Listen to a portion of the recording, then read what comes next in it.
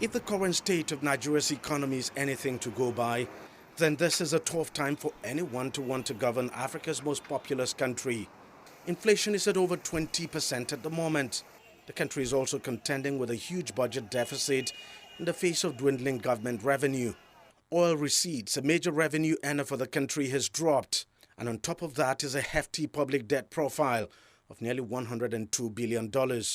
Imagine what the cost of service will be, especially those that are borrowed abroad and the exchange rate gets weaker at all windows.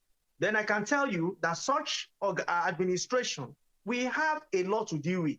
By 2025, based on our projection, over 80, 90 or 100% of Nigerian revenue, federal government revenue, may be spent on just servicing federal government debt alone. The government has defended the borrowings as necessary, especially for a country that battled 2 recessions and COVID-induced disruptions. So what we need to do is to increase our revenues to be able to enhance our debt service obligation capacity. That will be a matter for the new government to deal with. But there's also what many consider the big elephant in the room: petrol subsidy. The government has said it will do away with it by June, and all 3 frontrunners in the coming presidential election have said that's exactly what they will do. I'm sure they don't know what the numbers is saying.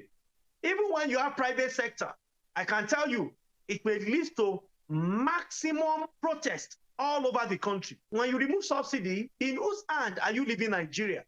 Removing the costly subsidy will sure be a difficult nut to crack for the new government that will be sworn in sometime in May. In fact, it will be the first economic task it will be confronted with. How it navigates the challenge could determine the kind of reception it will get in its first 100 days in office. DG Badimasi, CGTN, Lagos, Nigeria.